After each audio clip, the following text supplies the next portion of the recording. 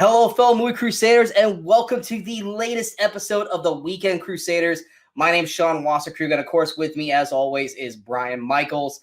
Thanks for tuning in to the first episode. We actually got a lot more views than we were expecting for our first episode out.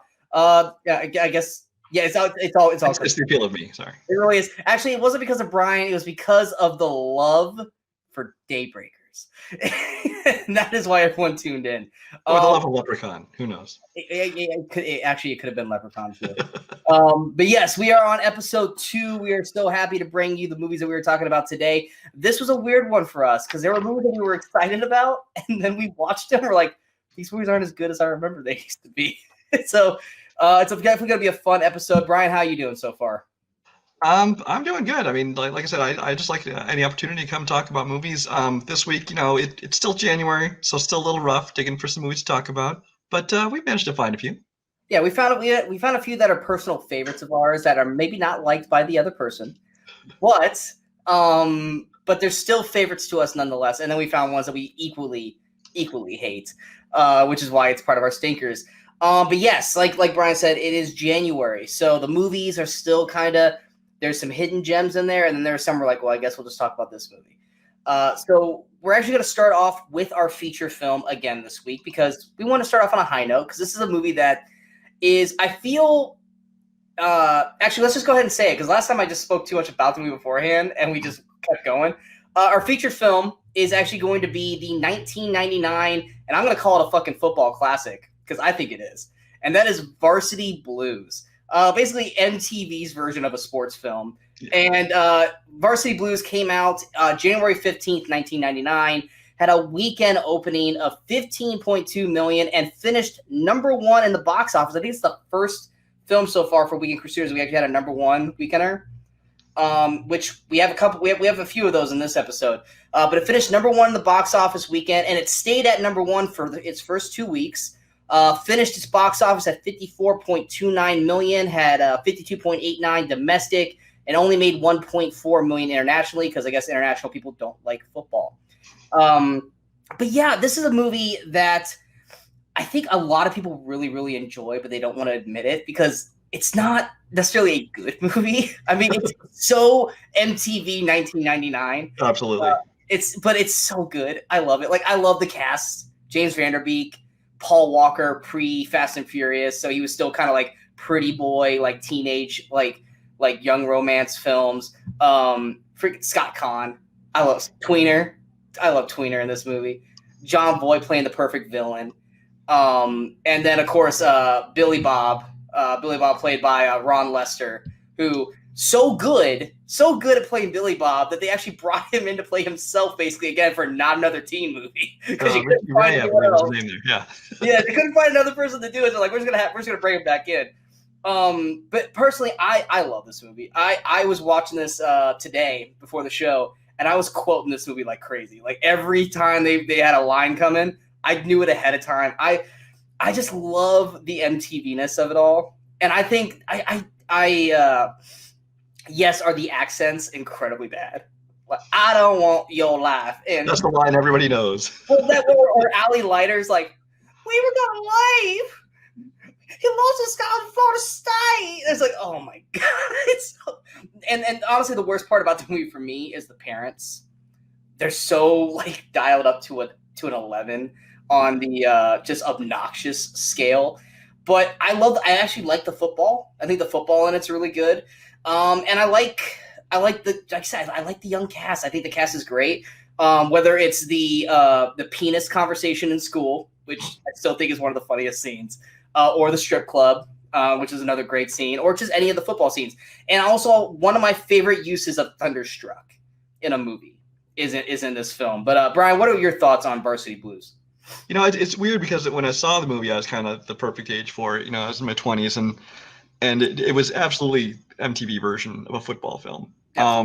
But I think that kind of worked for it because most football films you see are either like dramas or they're really comedic, like The Replacements or something like that. Or with the Unnecessary Roughness. Yeah, something like that. And this one's kind of like it managed to straddle the line, I thought, very well because there was definitely a serious dramatic plot to it, but there was also plenty of lighthearted fun in it as well. Now, the football scenes, I thought, like you, were very well done. I thought the some of the scenes, like the strip club scene, some of the kind of stuff where they got away from football, is kind of like, okay, whatever. But maybe that's just because now I'm old and watching it and look at it a little differently. So I think when I rewatched it, I didn't enjoy it quite as much as I did when I was kind of that age, but it was still had a lot of fun with it. It's especially, I mean, I was looking, and not only was it one of MTV's first films, their first real successful one, but I mean, it's the first film from the director previously had done nothing but Good Burger. So there's that. I like it. You got James Van Der Beek, who had bit parts in movies, but this is like his first starring role because he was coming off of Dawson's Creek, right in the prime of the popularity of that. So I mean, it was a movie kind of hit at the right time, and it was a crowd pleaser. And Van Der Beek's also one of those actors that, like, when he actually got to get be unglued and not try to be Dawson's Creek, he's got that, like, Neil Patrick Harris of Barney Stinson, kind of like, have you ever seen Don't Trust the Bee or Bitch in Apartment 23? He's fantastic on that show. And I wanted to see him do more, and I want Van Der Beek to get out there and start to become a name. And he needs like a Barney Stinson kind of character on a TV show, which they probably can't pull it off now because of how the world is now. Even though How I Met Your Mother's not even that far back, but it's one of those where it's like you probably can't get away with that stuff anymore. But Van Der Beek, I actually really like Van Der Beek as an actor. I'm not saying he's like a top tier. Like, I agree. He's one of those actors that he's got great comedic tone, and he's a good looking guy, but he's not like Chris Hemsworth hemisphere where it's like you can't like the guy because he's too good looking kind of thing. Right. I mean, that was the whole part with Channing Tatum. Once Channing Tatum started making fun of himself, everyone loved Channing Tatum. But before that, everyone screw Channing Tatum. He's just a dancing doofus. But now everyone loves Channing Tatum. But I mean, like Varsity Blues, like I said, how did Scott Conn? Like, I get he's making a ton of money with Hawaii 5-0. How did Scott Conn not become bigger? I agree. Because I mean, Scott Conn, he's one of those guys. I can totally see him actually kind of being the character he is in this movie. He just seems like the kind of guy. And which I mean, this movie, I mean, like nowadays you hear the words toxic masculinity. This is the epitome of that. This kind of hardcore, just men being men, sexist, which nowadays, of course, would be completely on PC. Half the stuff they do in this movie, but like 90% of the film. But he still, I mean, he fit the character well. I mean, I'd seen him in other things like Gone in 60 Seconds and other movies and things like that, which I thought he was actually very good in. But yeah, he kind of went into TV and just stayed there. I've always liked him in everything he's in. Like I said, Gone in 60 Seconds, the Ocean's movies, him and Casey Affleck were two of my favorite. Those two are like part of my favorite parts of those films. I've always liked Scott Conn. I've watched like the first handful of seasons of Hawaii 5-0, but then it just started to get super repetitive and I stopped. But it wasn't because of him. I liked him in that, and I love him in this movie. Like whenever I think of Scott Conn, my first thing I go to is this, and then Ready to Rumble, which I like Ready to Rumble, but I'm a former pro wrestler, so I have to like it. And really, I have to say, one of the things I love most about this movie is the fact that it gave us not another teen movie. Because I honestly, after I watched this movie, I immediately went and watched that one. And I think it's one of the best, spoof parody movies ever made. But just the fact, I mean, some of the stuff they did with like, Chris Evans doing the whipped cream bikini thing and stuff like that. I mean, come on. I can agree with that. There's a lot in here that is copied and repeated, and for good reason. It's a memorable teenage, raunchy sports film.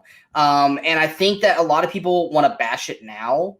But the people that are bashing now, they're trying to be just like, I feel like they're just trying to be too uppity about the film. Like, it's not a good movie. It doesn't matter if it's a good movie. You're allowed to like shitty movies, people. It's the kind of movie, it's like, is this going to, is this up there in the ranks like the most classic, inspirational sports movies? No, but it's not trying to be that kind of movie. This was a teen dramedy. It is what it was an MTV film. That should tell you everything you need to know. Even in terms of not being inspirational, Mox's halftime speech was great. That was a great football inspirational speech between him and at halftime in the final game. But I mean, like we've said multiple times before, this is a very 1999 MTV movie. It works perfectly well. It's got a great soundtrack. And then it's got some weird musical choices halfway through at certain points. But a lot of, I wouldn't say big stars, but a lot of stars that we know nowadays. It was kind of more of their first films. Ali Larter, Amy Smart. Like I said, Paul Walker, he was like, I think outside of like She's All That and like a couple of other kind of teenage things, like Paul Walker was still kind of like the pretty boy who doesn't have a whole lot of lines in the movie. Mm-hmm. This was basically Van Der Beek and Voight. And honestly, Van Der Beek and Voight did great together. I mean, I thought their interactions with one another was perfect. That perfect villain underdog role. And it's one of those movies, like when I think of football movies that I really love, Varsity Blues is right up there to me. Yeah. And I love it fondly. So when we saw that this fell on our weekend, we were like, Varsity Blues has got to be the feature, right? And we're like, of course it is. Especially after the rest of the list. Oh, absolutely. And it's not like the rest of the list is bad. I mean, first off, you could see the list when you clicked on the video, but it's just that it was one of those where this was a movie that we both equally really, really enjoyed. There was another movie on here that we both really enjoyed, but we felt like Varsity Blues was going to probably reach out to everyone a lot more. But yeah, that's our feature film. I don't believe it's on any streaming services right now, but you can rent it for like $3 on like Amazon or anything like that. So yeah, because I think when I searched it, I have it on disc, so I didn't have to stream it. But you can rent it everywhere, but I don't see any of the free ones right now. So yeah, I don't think it's on any of the Netflix or Hulu. So if you guys have never seen Varsity Blues, first off, remember it's of its time. It's fine, 1999. It's not very PC for today's standards. Frankly, I don't care because I like the comedies. I'm not gonna say I don't like American Pie or Porky's anymore. Like, they were funny then, they're still funny now. I'm sorry, they are. And Varsity Blues is right there with it. But yeah, if you guys have not ever seen Varsity Blues, or if you guys just haven't seen it in so long, you're like, oh my God, I remember I really liked it. Check it out. You guys won't be disappointed. Because to me, it's a football classic, and it's a very of its time classic, and which is why Brian and I picked it for our feature film. This week, we're going to go a little bit different in our rotation, and we're going to go straight to our stinker. And I remember both Brian and I, we both said this. We both went, ugh. We both went, ugh. We don't want to do this one. But I was like, well, this is clearly going to be our stinker then. And like last week with Leprechaun, we both watched this together and put us through. And literally, this is the first time. I didn't think it was going to happen so quickly. I wasn't waiting for Brian to go, do we have to watch this? I thought it was going to take like a couple months down the road of torture. But no, it took the second week of Brian going, do we have to watch this movie? I'm like, yes, we have to watch this movie. And that is the 2009 comedy, if you want to call it a comedy. Yeah, if you want to call it a comedy. Paul Blart Mall Cop. God. Paul Blart Mall Cop came out January 16th, 2009.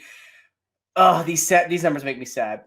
Weekend opening, 31.8 million. What the fuck is wrong with you people? It's because it's Kevin James. It obviously, with those numbers in January, it finished number one in the box office. It stayed at number one for 2 weeks. Also, what is wrong with you people? Here's the worst part. Finished at $183.3 million, 146.3 domestic, 37 million internationally, because they're smarter than us.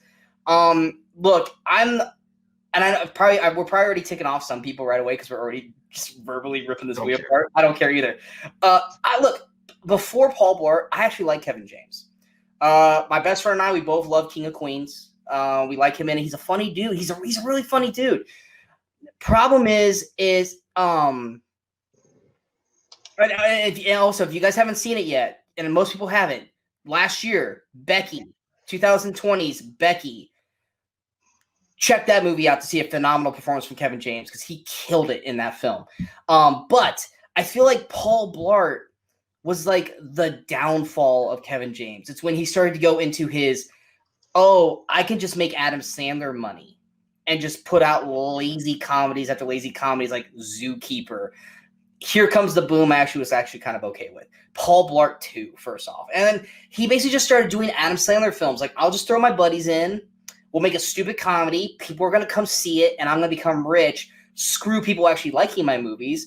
But this was the downfall for me for Kevin James. Now I can't really keep – outside of Becky last year, I really can't keep Kevin James or take him seriously. And Paul Blart was kind of the start of that for me. And I know you're not really a big Kevin James fan, Brian, but I'm not a Kevin James fan. I've never hated him. I'm just like, he did like King of Queens. Not my thing. It's just kind of another, cookie cutter, sitcom, network sitcom. So I had no problems with him. And he had been in a couple movies like supporting roles before then. He was in like Hitch and something like that. But this was like the first one where like they put him front and center, main character in a movie. And like you said, it just started us on a trail of, Paul Blart 2 and Zookeeper and all these other movies. Like, okay. It just that's the reason this gets the extra edge into definitely being the stinker, because it unleashed the rest of them on us. Can we also get the stink out of the air that this is a full on Die Hard in a mall reboot? Because I'm personally offended by that. Yeah, we were both going, this is fucking Die Hard. And There's it's a couple not, like scene for scene things. Like, oh my god. The only thing missing was him killing people, because they couldn't kill people because it's an R movie, and them fighting on the roof well, actually there is a roof fight scene, but it's not the final scene where he goes, Hans Gruber falling off the side of the wall or side of the building. That's the only thing that's different. Other than that, they even have the scene where he gets super hurt and he's like, and he lifts up, and it's like a little cut instead of like Bruce Willis. And the one thing is, like, we got that right away. Like, clearly, it's mocking Die Hard, and not in a good way. But then we're going into the movie and we're like, the decisions.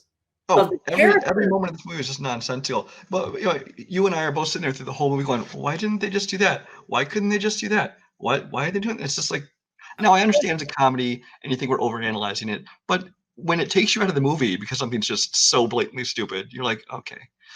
There's certain moments where Brian and I literally just went, why the hell did they do that?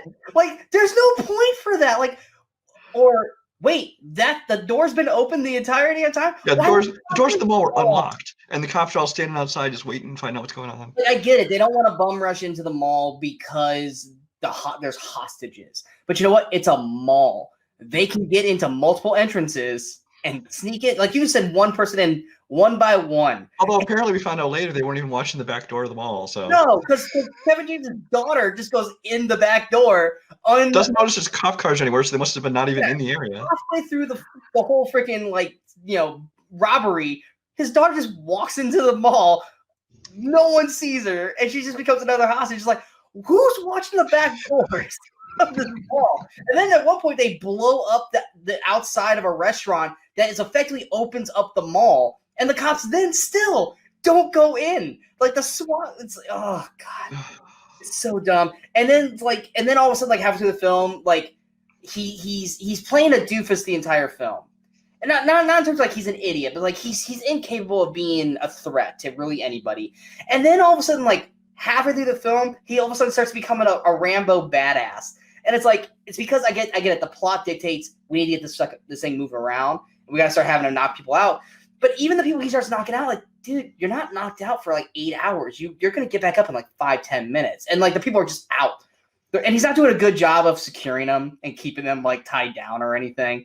And like the parkour, like there's the whole team is like the terrorists, or well, not terrorists, but the robbers here.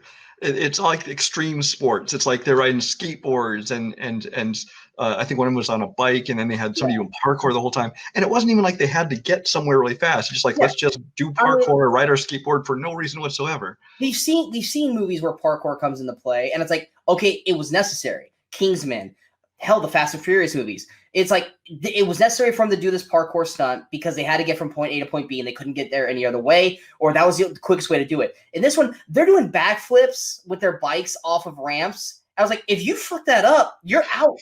Like, they're not down a guy. And it's like, it's just so stupid. Like, and that's the thing is, like, even with this cast, it's not a horrible cast. I mean, like Jayma Mays is the love interest in this, which, first of all, okay, that's the whole Happy Madison thing, apparently, is you have this schlub and you cast him with people that, I'm sorry, you may not think so. I think out of their league. Adam Sandler's always got his hotties, Jennifer Aniston and all these people. And then in this case, Jayma Mays, but Jayma Mays is nowhere near out of Kevin James's league. It's like Salma Hayek and Adam Sandler, or Jennifer Aniston and Adam Sandler, or freaking what's her name from Billy Madison, Pete Sampras' wife, Sonya Blade. Oh, that's Bridget Wilson and Adam Sandler. I don't think Jayma Mays is that far out of. No, Jayma Mays is just one of those people I always thought, you don't look at her and think, oh, she's hot. But I think she's adorable. I think she's so cute. But I'm just like, really? I'm like, with him, come on, you can do better than that, Jayma. I mean, but like you got her in it. She's solid. You got Steven I'm not gonna say his name right. Ranazizi. Yeah. For anyone who's a fan of the League, which I am, the main guy from the League. He's kind of a bit part in this, but yeah. Yeah, he's an annoying character in this. And then Bobby Cannavale, He's got a small part, but an important part in the film nonetheless. So it's like the cast is not horrible, and I don't outside of what's his name, the one main like Adam Sandler guy, from like Waterboy. Oh, I don't even know his name. Yeah, he's in like all those movies. He just has a small part. Other than that, it's not really a lot of Adam Sandler people. You want to know the worst character in the movie was some random guy in a bar singing karaoke. Oh, that is Gary Valentine, who is Kevin James's brother. Kevin James' brother. But there was like 2 different times. There's like watched him sing like an entire song, and I'm like, okay, we get it. Can we move on to something now? One of those things where it's like if you ever watch remember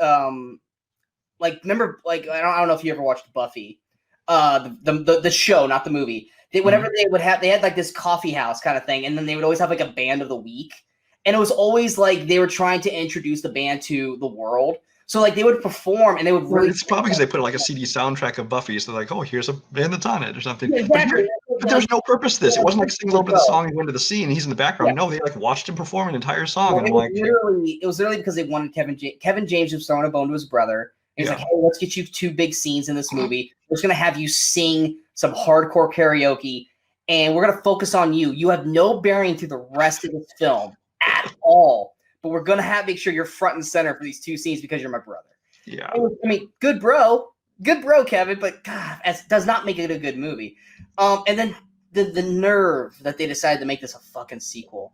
And then at the end of the movie, like his whole point of his whole essence is that he wants to be taken seriously and he wants to be respected. He wants to be all this and he wants to be a real cop. And he does all this and they're like, we're going to make you a cop. And he's like, no, I'm going to stay a mall cop. Motherfucker, the whole point of this movie was to get you to be a cop and be better for your family, provide. You got a daughter to support. You can support him on mall. And now you probably have a girlfriend at the end too, and you're like, nope, I'm gonna stay a cop where no one respects me and no one cares about my well-being, which is, yeah. Clearly, and every third joke can be about riding a Segway. I will, and I'm sorry, the Segway doesn't do nearly as much as that they let the Segway do in this. But Brian, I did see one thing. We commend them. They did not do a single fart joke in this entire film. There was a scene where we were waiting for it, but just turned out to be a stomach growling joke. Yeah, well, the stomach growling, like, here comes the fart, and no fart happened. Like, no. Bravo for not throwing in a fart joke. But as far as I can't blame them for making a sequel because it made money, so they're not to blame. I blame the American public for going to see it for $145 million worth or whatever it was. And I mean, I think it's just because Kevin James is lovable. He's a lovable big like everyone. It's the kind of movie that like your parents or grandparents would go see. So it's like everyone. There's always a lovable, heavy set guy, Chris Farley. Everyone loved Chris Farley, Tommy Boy, Black Sheep, SNL with him. Everyone, and Kevin James has kind of become that. And he's not up to the extent of Chris Farley. I think Chris Farley is like 1,000 times funnier than Kevin James ever was. But he found that niche, and it's working for him. He's rich beyond things. And my thing is, I don't mind Kevin James. I've seen him in supporting roles in the movie, and he's fine. He's funny. But, I don't want to see his zany character as the lead of a movie. And more or less sequels of the same character that still didn't work. But if you guys like Paul Blart, I mean, it's like I guess that's your flavor. But this was definitely not a film for Brian and I. We both watched the hell out of this. And my buddy goes, I can't wait for you guys to watch Paul Blart 2. God help us, you better hope it's not on a weekend. And you better hope that there's a worst film that came out that weekend because we really do not want Even if there's not. We really don't know to put ourselves through Paul Blart 2. So going to we're gonna go to our revisited now. It makes me sad that I think we spent more time talking about the stinker than we did the feature film. It makes me sad. We're going to our revisited. Now this film I had heard about pretty much all my life. I've heard about this film because of the performance, and I had never seen it. And you told me it was good, so I figured, let's make this our revisited so I can force myself to watch it and see exactly how good it is. And that is the 1988 film Robin Williams' Good Morning Vietnam. Good Morning Vietnam came out January 15th, 1988, had a weekend opening of 11.75 mil, which by their standards, that's actually really good for 1988. It had 1.1 million in limited releases and was number 1 for its weekend, and it stayed number 1 for 9 weeks. 9 weeks it stayed at number 1, and it finished its box office at 100. Tongue tied. It stayed at it finished at 123.9 million. It did not have a worldwide or international release, so it was all domestic. But yeah, like the first thing I ever really noticed of Robin Williams was him screaming, "Good morning, Vietnam!" That's the first thing I ever noticed. That and Popeye were the first things I ever knew from Robin Williams. But Brian had seen this before I had. So Brian, why don't you start first and go over some Good Morning Vietnam? Well, Good Morning Vietnam. I mean, basically all I need to know about it is he plays a disc jockey who is over. This is obviously during the Vietnam War, and he kind of he goes on the air, but they're kind of restricting everything he can say. They don't want to talk about certain things. They don't want to play certain music, and he kind of breaks the norms, and he kind of goes outside what they want him to do, and gets all controversial. My thing about this movie is it's remembered for a lot of the scenes in the DJ booth, but really this movie is largely a drama. I think that the scenes that you remember from the movie are all just him like doing his shtick. And actually, if you made this movie today, I don't think people would think it was as funny. I mean, well, now Robin Williams has passed away, but if you'd made this, 15, 20 years later, I don't think people would find it as funny just because that became Robin Williams' shtick. But at the time, in his movies, he had played more traditional comedy roles and things like that.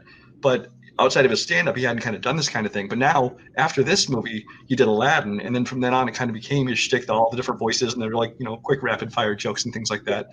Actually, I think this movie is actually one of the things that got him cast as the genie. When they wanted to make Aladdin, I know the animators talked about how they animated segments of his stand-up comedy and segments from this movie as like a presentation reel for both the studio and for Robin Williams to pitch it to him and say, look what we can do with you. And this is kind of led to Aladdin, which then of course made Robin Williams' career take off even further. In between Aladdin, Mrs. Doubtfire, which was all just him basically doing voices and stuff like that. Yeah, I enjoyed the movie, but not as much as I thought I remember. That's why I like these revisited ones. I went back and watched it, and like it's good, but really, like I said, most of the movie outside of those booth scenes, it's more of a drama, and the drama, it's fine, but it doesn't stand out near as much for me. I'm surprised, to hear how well it did. I mean, I was looking up, it actually ended up at number 4 for the year, 1987. But I mean, it was a different time then. I mean, there was like one sequel in the top 10 at the time. It was Beverly Hills Cop 2. And nowadays, almost the entire top 10 for the last 3 years has been sequels and reboots and known properties. So for an original movie like this to make that really says something. But yeah, I mean, and to stay number 1 for 9 straight weeks. Now, albeit though, back in 1988, January through. Yeah, nowadays starting to bring out more and more movies in different months, but especially back then they were really dead. 9 weeks. I mean, that's the first 3 months of the year, basically. Yeah. I mean, it's almost. And back then, I mean, it was summer blockbusters and it was holiday films. Yeah. And then there were just a little sprinkle of things in between. So to have this come out now, this was obviously an Oscar film. It got Robin Williams nominated. It was also very much a word of mouth film. I remember at the time. It's like, I think partially because of the Oscar nomination, but that helped it get additional weeks, like as they got into February and stuff like that. But it was very much, people were like, oh, this movie's really good and Robin Williams is awesome, and so it was very much a word of mouth kind of film. Yeah, and of course Forrest Whitaker, he's got a role in this as well. He kind of plays I don't want to say his handler, but he basically was Robin Williams' handler in the movie. And then I'm a fan of Robert Wuhl. Love Robert Wuhl. Everyone has ever watched the HBO show Arliss. I mean, fantastic. Like, it's a sports agent TV show. It's like one of the very first HBO shows back when like Sopranos was on. It was like the comedy show. If you guys have never seen it, it should be on HBO Max. Arliss is fantastic. And I love Robert Wuhl. I wish he had more to do in the film, but he was really solid in it. And then, of course, I like Forrest Whitaker. Who doesn't like Forrest Whitaker? This is like back when he was relatively I would say a nobody. He was still nobody back then. Yeah, this is kind of one of his first films. He's young in this. He's just kind of there to just kind of bounce off of Robin Williams. And the one thing that you told me, and I agree with, is I finished watching. You're like, how was it? And I was like, you know what? It was good. I enjoyed Robin Williams in this. I don't think it's as great as everyone made it out to be, but like you said, the radio broadcast scenes, and then I would say him teaching the cursing class. Those scenes were really good. The rest of the movie, especially the twist at the end, I was like, didn't really do a whole lot for me. And then you said this, which speaks volumes of Robin Williams, is that if you take Robin Williams out of this movie, is this movie that good? And I was like, I don't know if I could picture someone else doing this role outside of Robin Williams, but no, I don't think it would have been as good. I think if Robin Williams isn't in this movie, I think it's way more of a drama.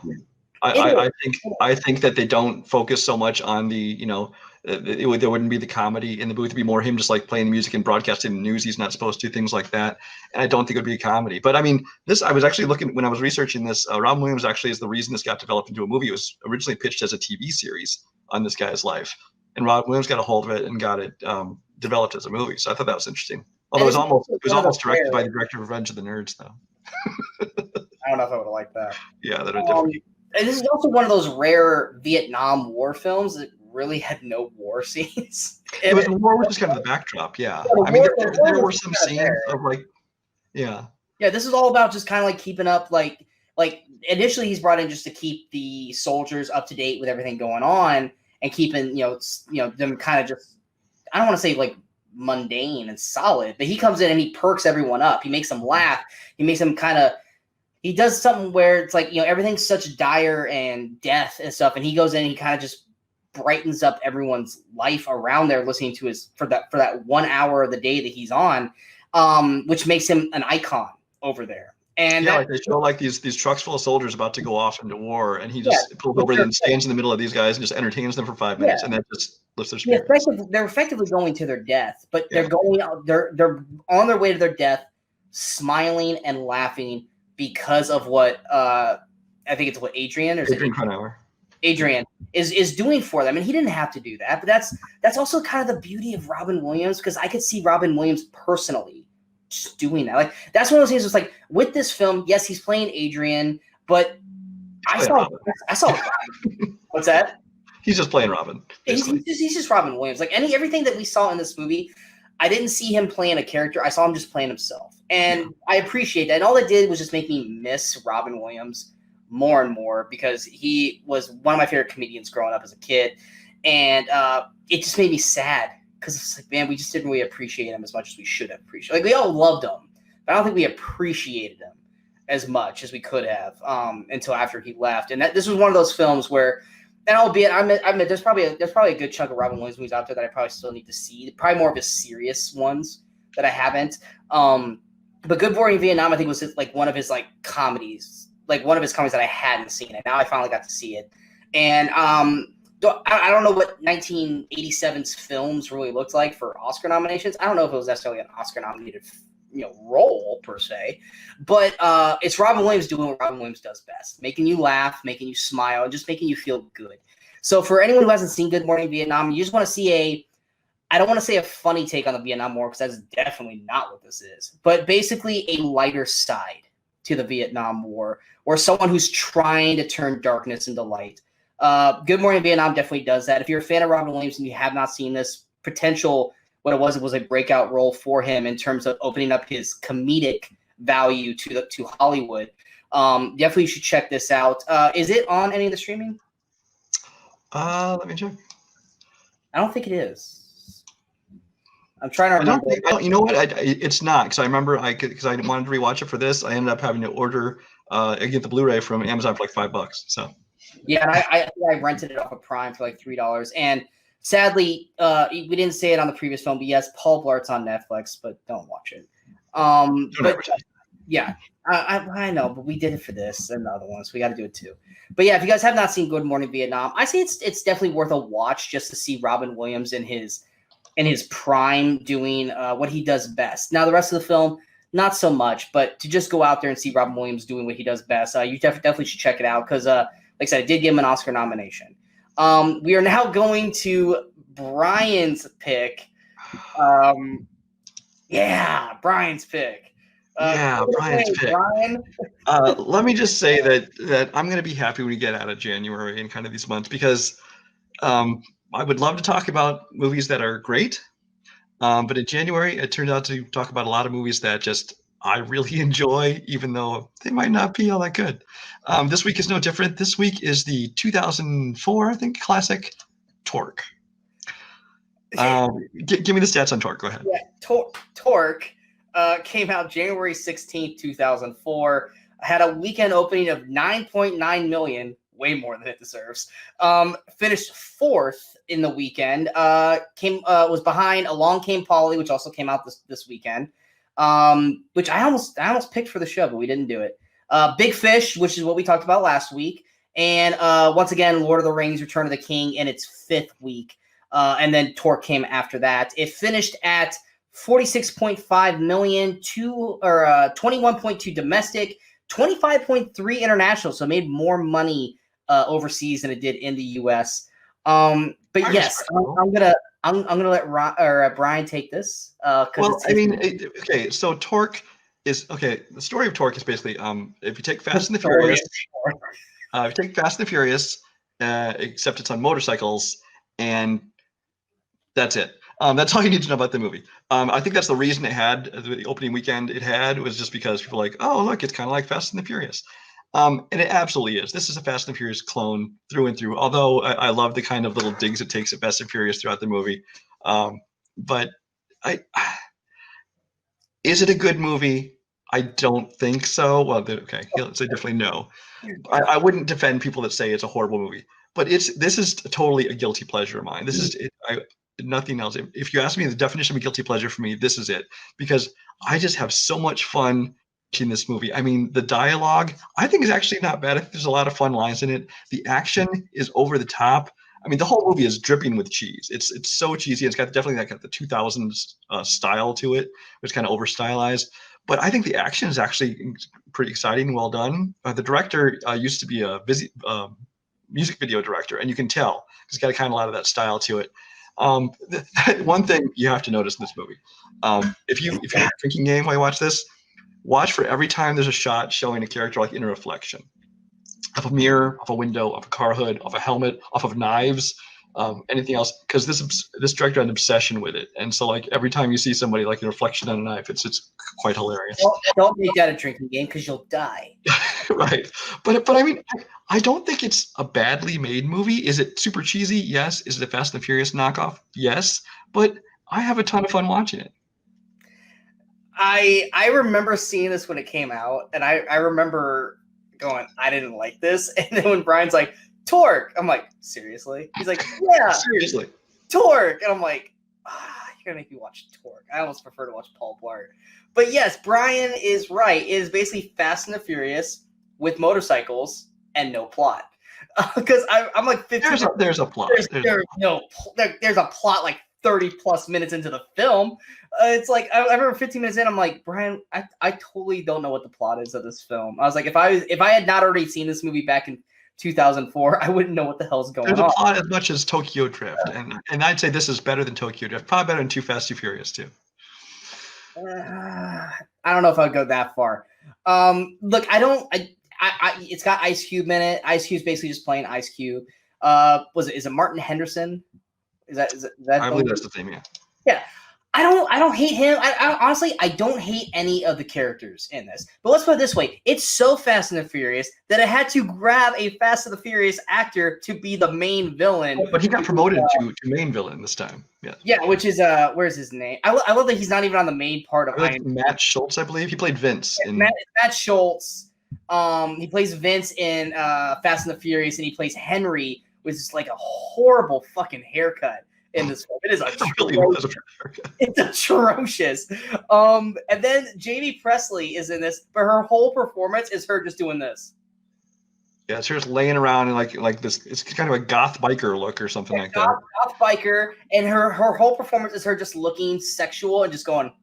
Although one of my favorite scenes in this movie is like towards the end is like her and this other girl, Monet Mazer plays her, and they're basically fighting while on motorcycles through like ninja kicks and all kinds of weird stuff. It's quite amusing. It's amusing and honestly, like it looks practical, like they're actually doing it, but it's not. But then you get also Adam Scott with like the biggest like hair blown hair. And it's like literally they're like, Adam, go stand in front of that fan until your hair looks flowy. Adam's actually quite funny in this movie though. He's got some good moments. He is. I like Adam Scott in this. The plot is pretty bad. The dialogue is horrible, but Adam Scott makes it work for him. Like I said, Adam Scott was the best part of this movie. Like I said, I don't hate the cast. I don't blame the cast for this thing. It's the direction, because it's a music video guy. He doesn't know what the fuck he's doing. The dialogue is very wooden. When they do make their digs at Fast and the Furious, it's kind of more eye rolling than anything. And then its final act, like its final battle, I guess I'll call it. I'm not talking about the girls, I'm talking about the two guys. It is so over the top ridiculous. Not even Fast and Furious does something as ridiculous as that. Because the whole time I'm watching, I'm going, "This is bullshit. There's no way any of this could happen." And it's so CG heavy. Yeah, it's incredibly. It's PlayStation 2 CG. It really was. It is so bad. It is PlayStation 2 CG. I'm like, wow, 2004 wasn't that long ago. It's like PlayStation 3 graphics look better than this. What's weird is the rest of the movie didn't look that bad at all. No. I mean, I thought the action in the rest of the movie, while you might not have enjoyed the story and things like that, the action was fairly slick and well done, and special effects and things. There's one or two moments which maybe don't look real, but that last scene was just so CG and everything. It's so bad. It's so bad. But I'll admit, like the opening number, where Martin Henderson fights off the two car guys, which once again he's a biker. He beats up two Fast and the Furious car guys. Wink, wink. That was actually good choreography. I actually liked that fight. That was a good fight. It's just that the story just kind of was going nowhere, and then it eventually stumbles into a plot. But yeah, it's like an hour and a half, and it feels like it's 2 hours long. It really feels. I mean, I'm not going to let you turn this into our stinker of the week because it's not my pick. It's not our stinker. It's my pick. I love it. I think it's the kind of movie if you go in knowing what it is and accept it as the guilty pleasure as is, like I do. I think you'll really enjoy it. I mean, like I said, I won't try and defend it and say that it's a good movie. No, but I will say I had a lot of fun watching it. About Martin Henderson, I think Martin Henderson's actually a pretty solid actor. Like I liked him in this. I liked him in wasn't he in The Ring? Wasn't he the main guy in The Ring? Yeah. I don't hate him as an actor. Jay Hernandez is a solid actor in general. Like I said, yeah, Ice Cube. Is Ice Cube one of his earlier roles? So I mean, he's still kind of trying a little bit too hard. This was like 10 years after Friday, but it was like I'm sorry. When was earliest non? Yeah, but I mean, Adam Scott. It's like it's not bad. I mean, it's just that, like they could have done more with Jamie Presley. I mean, they like she literally got paid who knows how much just to lick her lips the entire time. But yeah, it's not the worst. I mean, I personally don't like the film, but I can see Brian's guilty pleasure of it. Same thing as how he loves Not Another Teen Movie, and I can't stand Not Another Teen Movie. Really, that's surprising. I don't. It's to me, it was the downfall of parody films. But you also don't like Spaceballs, and I love Spaceballs. Mel Brooks movies in general are just. Yeah, so, like I said, we have different tastes. We like a lot of the same things, but we have differing things. I don't personally like this film because I didn't like what it was trying to do. Like I get it's trying to be a parody without being an actual parody. Well, I will say that, and I think I said this in my review before, that this movie knows what it is, and it totally plays most of it with kind of a wink and a smile, because it is absolutely cheesy, but it knows it's cheesy. You know what this movie made me miss? This movie made me miss a TV show that was on Fox. It went one season. You know where I'm going with this. Fastlane. I love Fastlane. Fucking love that show. That show was great. Like Miami Vice, but cool. Yes. It was Fast and the Furious meets Miami Vice. It was fan-fucking-tastic. Went one season, ended on a cliffhanger, and it still pisses me off to this day. All the time I'm watching this movie, I'm like, I miss Fastlane. That's the whole time. It just made me miss that show. And but yes, if you guys want to check out Torque, it is on HBO Max. And it's horrible final CGI fight. But like I say, if you like Fast and the Furious or Fire and the Furious, if you guys like Biker Boys, that was another one. Like they came out around the same. Wasn't Biker Boys like around the same time? Biker Boys came out a few months. I think might have been the same year, but it was a few months later. I think that was like a late summer. I call those sister movies. Yeah. Where like Tombstone, Wyatt Earp, Armageddon, Deep Impact. Yeah. Like movies that are very. I was gonna do a show about that once. We were gonna talk about sister movies, and we might still do it because I have plenty of stuff. I just never did the episode. I think this is the more fun of the two. But even if you don't want to check this out, go check out Fastlane. Is that even on anything? You can like purchase it and rent it places, but it's not like free streaming anywhere. It's so good. It's so good. It was way ahead of its time. Like if it came out today, it would be one of the best shows on freaking Fox. But it was ahead of its time because it was right when Fast and Furious came out, and it's Fast and the Furious. Like I wouldn't say today because today it's so over the top, but it's like it was right around like Too Fast, Too Furious is kind of like esque kind of things, but cops. and it was really, really good. So going to our final movie, it is my pick. This is a film that honestly has no business being as good as it is. We both actually like this film, which is why we're ending out on this, and that is they have two different titles for it. And it is 13 Hours or 13 Hours: The Secret Soldiers of Benghazi. This movie has no business being as good as it is.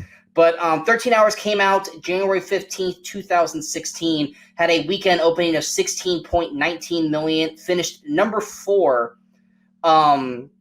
behind Ride Along 2. No. The Revenant in its 4th week. Okay. And Star Wars Episode 7, The Force Awakens, which was on its 5th week. And it finished with 69.4 million, criminally way too low of its money. Made 52.85 million domestic and 16.55 million internationally. This was directed by Michael Bay. Gee, wow. Michael Bay. My words are failing me right now. It's a Michael Bay movie, guys, and it doesn't have shitty comedy or bad jokes.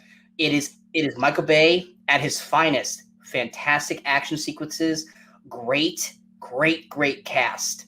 And it's a serious film. And Michael Bay does it with respect and seriousness, which is why it makes us all wonder if it really is a Michael Bay movie. This is literally the film.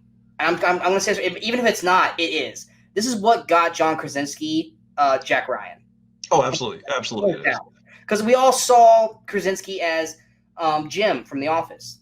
Lovable guy, not an action star. And then this came out. You're like, holy crap, Krasinski's an action star. Dude got shredded for the role, grew a beard, which we had never seen, because all we've seen is clean-shaven Jim from The Office. And also, James Badgedale. Yes. Pam's 2 weeks in a row. Pam, Well, this time it's a good movie. No. You're talking about Badgedale. You're talking about David Denham. That wasn't 2 weeks in a row. We were talking about him on the worst films. Oh, that's right. I was Empty Man. You're right. But James Badgedale. We were talking about him in our worst films of last year. Sadly, he was in one of them. It wasn't because you're thinking of David Denham. You were talking about with he was Ryan on The Office. Pam's other boyfriend. Yeah, Ryan from The Office. So both of Pam's fiancés / husband are in this film. Anyone who's watched Orange Is the New Black, Pablo Schreiber, Porn Stash is in it, and he's great in this movie. Dominic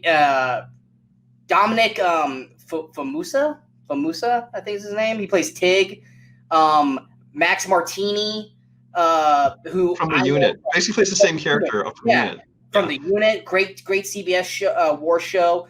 He basically plays the same character and everything, but he's so damn good at that character that, of course, you hire him for everything. And then also, excuse me, also Toby Stevens from Black Sails. He plays Bub. He's another great actor who's in the film. But yeah, this movie, it's all about the true story of the incident in Benghazi, and just watching the first hour is setting up how shit went wrong and why things went the way they did. They weren't taking things seriously. They weren't protecting it the way they should have. They should have been listening to the soldiers. They weren't listening to the soldiers. The CIA was just kind of like, you guys are just here just to be here. Nothing's going to happen. And then shit gets real on, was it September 11th? I think it was September 11th. Well, it was the anniversary. Yeah. Yeah. It was like 2012, September 11th, 2012, when basically, the people tried to overthrow the CIA base and this, cause this U.S. ambassador comes in to Benghazi and they decide we're going to make an example out of them. And it's basically these 6 guys and a group of CIA agents holding back hundreds and hundreds of people with unlimited ammo and unlimited weapons, and just watching them take on every wave of these guys trying to make it to the morning before they can get some backup there. Like I said, great acting from Krasinski all the way down to the shitty CIA guy who's run the whole thing, which was yeah. Who? The character's name was Bob. Yeah, Bob, played by David Costabile. which I've seen him in a lot of things. But it's brutal, but it's brutal in the best kind of way. And it's heartfelt by the end of the film. You have grown to care for these soldiers by the end of the film. So when some potentially live or die, you feel the pain that they're going through the night till they get to that early morning. And it is one of those hidden gems that came out in January. Mike, it didn't get the Michael Bay pomp and circumstance that Michael Bay films normally get, because it was some film he made in between Transformers movies. And it's better than any Transformers movie he's ever made, frankly. It's better than most of the movies he's ever made. And it's one of those that people who have seen it respect it and are going, that's a really good movie, but not enough people have seen the movie. And Brian, go ahead with 13 Hours. Well, I think you're right in that Michael Bay directing this, I think, turned off a lot of people from seeing it, because there's his blockbuster audience who, wants to see Transformers and that. They're like, oh, we don't want to watch some true story about this thing. And then there's the people who might enjoy more serious movies, like, oh, Michael Bay, and they turn their nose up at him. But I mean, this is the kind of thing that shows when you put him in a story like this, you take away the comedy, you take away the cheese that he might put into it. He's a solid director of action. I mean, yes, he can blow stuff up real good, but I think he also is very good. I've seen this in even his blockbuster movies. He's very good at portraying the military and the very systematic and their tactics and their way of doing things. I think he does very well. I think part of the reason this movie didn't do very well is because at the time, this came out really relatively soon from when this happened, and it had a lot of political baggage to it. There's a lot of people arguing over what did happen, what didn't happen, whose fault it was, things like that. And I think that really hurt the movie. If this movie had been made, 15 years after the fact, and they were kind of just showing that, because if it was just a movie about these soldiers holding off these people, I think people would really respect it for the movie it was. But I think, like I said, it had a lot of that political baggage to it, which I think hurt it in the end. But this one I didn't love as much as you. I did enjoy it very much. But this one had, I think, the same kind of problem as Black Hawk Down for me, which is another movie actually I really like a lot, in that it's essentially one long battle scene for the most part, and it's very well done, and you get invested in the characters, things like that. But there just isn't a whole lot of story to it. It's more just kind of a moment in time, which I enjoy it. But it's by the end of the running time, I was kind of like, okay. It wears you down. But not in a way where you're worn down because you're like, oh my God, this movie needs to end. But it wears you down just like these soldiers are. We're like, oh my God, how much more do they have? Like, is this going to end? Yeah. How much more do these guys have to put up with before they finally get to the end of this? And it's like I said, and we don't mean that in a bad way. Like that, Michael Bay does a great job of just building this tension. You're tense throughout this entire thing, and that is like you said, Brian. Michael Bay, take his adolescent humor and his adolescent writing out of the equation. He knows how to do action sequences. He knows how to do action movies. Just like Zack Snyder knows how to make stuff look pretty. He knows how to make stuff look good. He just can't write a story worth a damn. You get these two guys, people who can do that stuff for him, and they don't try to take over. They could be great. But this is a movie like that with Michael Bay. He had a set script.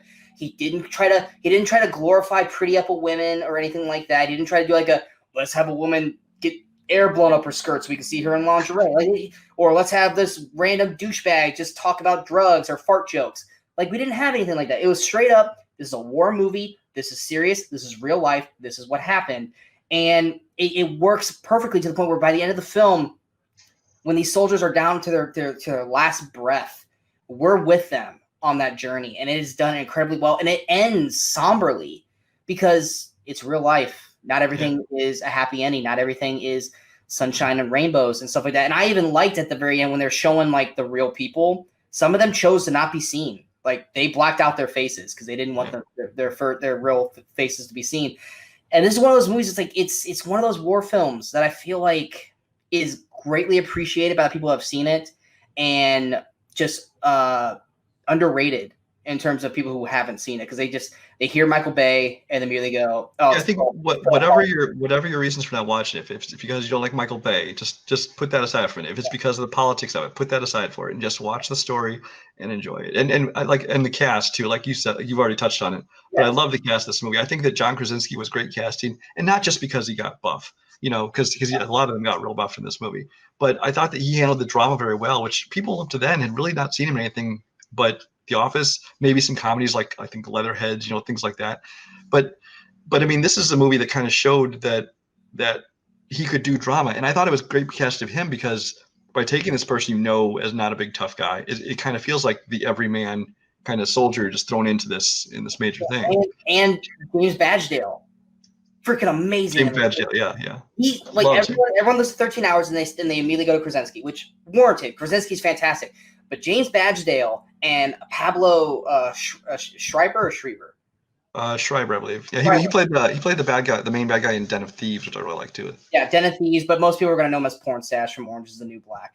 But and he was also the best friend who turned bad in Skyscraper, which is a horrible film. But anyway, but those two performances are just as good as Krasinski's. Those three are so good. And James Badgedale doesn't get the recognition he deserves as an actor. Pablo Schreiber, he gets recognized when he does movies and he does good. People go, that guy's actually a really good actor. He's just not big enough of a name yet because people still call him Porn Stash. And for me, Max Martini, I think is a very underrated actor. I mean, every time he turns up in movies, he's been in like Pacific Rim and this and some other ones, and he's always just very solid. So I really wish, like I said, he basically plays the same role he did on The Unit, but I think he did an excellent job. He's just a fantastic, quiet soldier guy who gets his lines in, but he doesn't try to overshadow the stars. He's a great supporting character, and he does it beautifully. And that one moment for him at the end of the film, which is kind of like his big moment, and I think he knocks it out of the park. Because the performances of this is great. If you guys have never seen 13 Hours, go out of your way to see this. If you want to see a really well done war film, which I mean, it's not really a war film because it's literally them just protecting a base from people. It's not like a war, but you guys get what we mean. Is this on anything?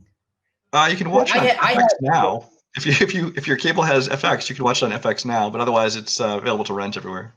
I have this in 4K, so I just watched my 4K. So I didn't check to see the streaming services on it. But if you guys have not checked out the 13 Hours, The Secret Soldiers of Benghazi, go out of your way to check that out because it is a really, really good film and a rarity of Michael Bay and actually putting on a good directorial performance overall. But yeah, that is episode 2. Episode 2 is in the can. We hope you guys enjoyed the episode as much as we enjoyed talking about some of the movies on this list. Go ahead and hit that like, share, subscribe button to the channel so you guys stay up to date with all the latest videos and reviews that pop up from us. Next week, we got a few question marks still. We haven't settled on all of them. We don't have it fully set up. So when we know our main one, and we definitely know our stinker. Yes, we know our feature. We know our stinker, and Brian's got 2 choices he's trying to narrow down for his pick. I've got 2 choices, and we also got 2 choices narrowing down for Revisited. Yeah, it's gonna be a weird episode. I can already tell from the movies we have chosen that it's definitely going to be it's gonna be a different kind of episode. I will say this, as opposed to some of the previous the 2 stinkers we've done so far, this next stinker is one that really should have been great because it has a great cast and is just so hugely disappointing. There's no reason for this movie to have failed, and it failed miserably. Yes. And the feature film I feel like is for the most part glorifiedly loved for the people in their category, outside of a few people that I know of. The Revisiteds, the 2 choices, I've seen neither one. These are the perfect ones for revisit because these are 2 movies that I've seen.